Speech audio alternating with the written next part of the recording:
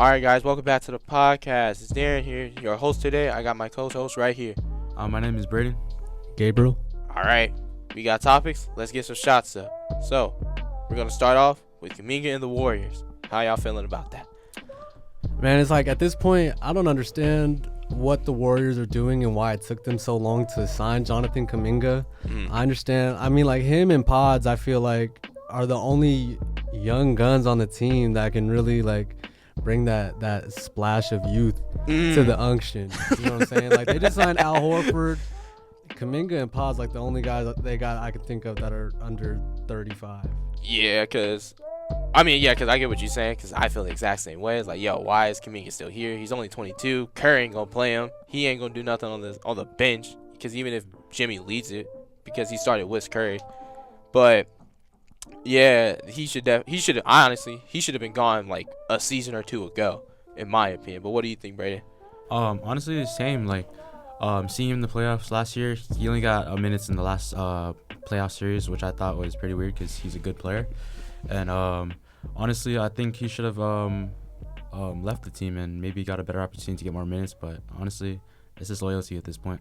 Yeah, that's fair, because he doesn't even work with this system. Like, everything is still revolving around Curry at this age. So it's like, oh, why is Kuminga the slashing forward still here? He's not gonna do anything with him. He still has to work at it. And I mean, what is his contract? It's like 2 years. 2 years, $48.5 million. $48.5 million. I mean, yeah, I understand why that. At this point, like, I feel like it's the same with a lot of NBA players. They start to expose themselves as, like, this is about the money and it's not about the love of the game for me. Because 2 years for $48 million, yeah, that sounds sexy, but are the Warriors the best situation for a young athletic player like Jonathan Kuminga? Probably not. No way. Nah. Yeah, so I feel like he just exposed himself as to what his true desires are. Yeah, because even like in that post, it was like the media day interview. He was like, yeah, I'm glad we just got it done. And at the end of the day, it's just business. Like, it's just business. Like, because I get it, the NBA is a business, but it's like, it's still like basketball. This is still a sport that many people love to watch and play. So the fact that he's like, oh, it's just business, and I'm so glad we got it out the way. It's like, come on now, you could have went to a different team, still competed, and still earn the money and work your way up from the bottom. All right, but let's see. So from Kuminga and the Warriors, going down south a little bit, still in the West, the Spurs. Gabe, this is your forte. What do you think about them? Absolutely. I mean, you know, as a biased Spurs fan, of course, I'm going to say the Spurs are going to win the chip every single year. Oh, goodness. But, I mean, to be real, let's be real. I think the Spurs are definitely the scariest team in Texas right now. And, you know, the Mavericks, of course, have a like, that's what everyone's thinking is going to. I feel like this is going to be like a weird comparison. I feel like the Dallas Mavericks are the Baltimore Ravens of the NBA. Where people are going to have super high expectations for them this year, and they're going to fall short. Yeah. Because, you know, Kyrie is going to be out for a good majority of time to start the year. Yeah. Cooper Flag, of course, I mean, the talent is undeniable. You know, like, he's a star. He's a stud. But the kid is 18 years old. Right. I get he doesn't play like an 18-year-old, but let's be real, guys. He's only played, 5 preseason games, and everyone's gassing him up like that already. And they got him lined up at the point. So that says to me that the Mavericks have already given up on D'Angelo Russell. Really? Yeah, they have him lined up at the point. Oh my goodness, D'Lo coming off the bench. He's like what? He's like 6'7", right? 6'7". Yeah. So I don't know how good that's gonna work out for the Mavericks, but like I was saying, I think the Spurs are definitely the scariest team in Texas right now. I'm not gonna say the scariest team in the West. The Thunder just won the championship, but you got a young, dynamic, fast, athletic core built around Victor Wembanyama, who, this is both my personal opinion and I just see it as objective fact. That guy's the best basketball player to ever be born on planet Earth. Physically, yeah, he has to. 7'5", still he can growing. Do everything. He can do everything that your favorite player can do and more. Let's be real. He's pulling up from half court. He's posterizing. He's rebounding. He's getting 5 blocks a game. Who cares? Who the frick does that? Real talk. Right? Yeah. Yeah, who else do you have here on the team? De'Aaron Fox? Yeah, we got De'Aaron Fox. He's coming back from an injury though. Yeah. Yeah. But I mean, he's healthy. He's strong. Even if we decide to sit De'Aaron to start the year, we just drafted Dylan Harper, number 2 overall. We drafted Carter Bryant, number 11 overall. like the big problem with the Spurs last year was the depth on the bench.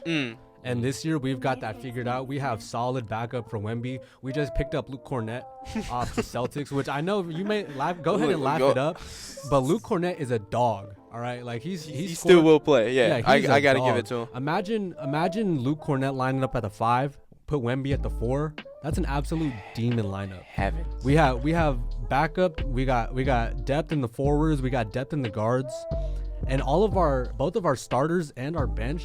They're just young, fast, athletic, hungry guys. And wait, do you guys still have Sochan as coming in off the bench? Yeah, we got that's gonna be interesting. Yeah, Sohan's probably gonna lose that starting role this year. I would, as a Spurs fan, I love everyone on the San Antonio Spurs with all my heart except for Jeremy Sohan. That's real. I hate it watching him play too. I hate Jeremy Sohan. I'm sorry about that, but I would love to see Carter Bryant get some minutes because I don't know if you guys saw him in the summer league. He's a good defender. Man, kid is a dog. Kid is an absolute dog. Yeah, I could talk all day about the San Antonio Spurs, but I think I think we have just been blessed with a second dynasty. I'm not gonna lie to you. Yeah, I mean, because honestly, this brings up not concerns, but questions about your coach, right? Like who's taking steed for Greg Popovich? It's gonna be Mitch Johnson, who was the interim head coach last year. Okay. He served under Popovich for like 6 years as his assistant. Awesome. So yeah, it's gonna be more of the same, basically. It's not like Pop has just disappeared. He's still the president of basketball operations in Right. San Antonio. And I feel like the Spurs are such a differently built team than any other team in the league because it's just such a family environment down there in San Antonio. I see clips from their practice, and Popovich is like sitting there watching their practice, and he'll like struggle to stand up. All of the players go rush to help him. Everyone in that organization has such a deep level of respect and love for Popovich, and I think that carries down all the way through for each other. Like they have that same love for each other. I think it's a real brotherhood in San Antonio, and like unlike you'll see with any other team in the league. Yeah, especially with the Rockets and the KD curse, which funny enough goes into our second topic a little bit. But man, what do you guys? First off, what do you thought? What are your real hopes? What are their real hopes with Fred injured and Reed Shepherd subbing in for him basically from the start of the year? Looking at their preseason game, I forgot who they played against, but looking at they put is it Asar or Amin? It's Amin. Amin, yeah. Amin Thompson. They put him at the guard. They and did. KD at the 2. Oh my goodness. I saw the stats. Everyone was 6'11", 6'7". 6'7", 6'11" above. That's a crazy lineup. That was a demon lineup. So I think the Rockets will be totally fine without Fred VanVleet. But of course he's like one of their main guards and shooters and stuff. But I think they'll do okay. I think they'll be like top 5 in the league. Yeah. Top 5. Coming from a Heat fan. Okay. We're not gonna do this good this year, but yeah, it'll be good to see other teams play. Yeah, that's for sure. Especially like bridging off of like Gabe's point earlier, like the scariest team in Texas is still it is the Spurs. I gotta give it to him, because not only did he mention like Cooper Flag, he's a rookie. He got like 18 dropped on him by Gabe Vincent in the preseason. Like he still has a lot to go through. He had his welcome to the NBA moment with Gabe Vincent. Yeah. Like he had a welcome to the NBA moment by my team, the Lakers, which, being completely honest, I don't think they're going to do all that well. We picked up DeAndre Ayton. Come on now, he's not a real center in my opinion. I think the Lakers are going to see real soon why these teams don't pick him wanting to get rid of DeAndre Ayton. Oh, of course, because this guy sucks. Right, he's not a center. He's like Ben Simmons, but like, I'll play every game or whatnot. I saw this clip of him and what team was he just on? He was with the Trailblazers. No, before that. Suns. Yeah, when he was on the Suns, him and KD used to get into it all the time because DeAndre Ayton gives up so many offensive rebounds, it's not even funny. Real talk. And I honestly, my best friend is a Lakers fan. I always give him shit about the Lakers, but if I was a Lakers fan, I would want to see Jackson Hayes get the start. Really? You know what? I can let that slide. I will let that slide. You know what? Jackson Hayes is a dog. He will. Yeah, he will actually crash for a board. He will posterize someone, which I can fully respect. Instead of just DeAndre Ayton's like, I don't even want to run a pick and roll. What does DeAndre Ayton do? Like, like Luka. This is also a make or break year for Luka Doncic, and I feel like if Luka, let's be real, this is probably his last year. And I know we say that every year, but with all the teasing he's done, this has got to be it, right? He already said he's not waiting for Bryce. I honestly hope it's his last year. If this is a make or break year for the Lakers, because I, in my personal opinion, I don't think Luka can carry a team to the chip by himself. No, I don't think there's even pieces around him on the Lakers to let him carry it. So yeah, he's gonna go off, probably have like 36, 37 points a game. But I mean, we've seen him get skinnier. We still got a whole 82 game NBA season to see if the defensive effort is there. You know, because that's the big problem with Luka is, he can go put up 50 points a game, but is he going to do anything on defense? Yeah, that also goes into another big issue I've seen with my team. Where is the defense? Going back to DeAndre Ayton, I don't think you understand how much I do not like this guy for our team. So remember when we tried to get Markieff Morris and tried to trade away Dalton Knecht and that just did not work out because of health issues? Yeah, that was the whole point of that trade. It was like, oh, we actually are going to get an actual center that we can build up, play, and we just gonna see how this works. But now, since that didn't happen, we're stuck with the offensive center who is practically Ben Simmons, and it's like, I don't want to run a pick and roll, I don't want to grab a board, I don't want to do none of that. All I really want to do is just spin to the basket and score. Why do that's not a center? I don't think even in today's day and age, that is not what all a center should be doing. Like, Braeden, going back to what you were saying, you said the Rockets have potential to be like a top 5 seed in the West. Yeah. I'm calling BS on that, to be honest. I see the Rockets as a 7 seed. I see the Lakers as a play-in team. To be honest, I don't think we're going to go into the play-in, bro. I think this is going to be a bad year for the Lakers. This is not it, because we are still for some reason hanging on to Bron. Bron's on till November. Right, he's out to November, and we're still hanging on to him, by the way. Luka, like you said, he's not carrying the team because there's no other pieces to help him carry the team. AR's pretty good though. Yeah, but has he really taken that superstar leap? Has he really become the Kyrie replacement for the Lakers? He has splashes of that. Exactly.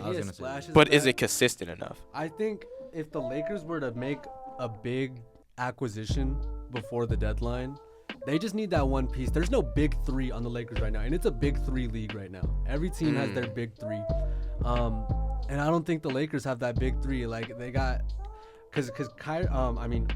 Doncic, AR, and Bron is it right now. How much? If AR is the three, terrible.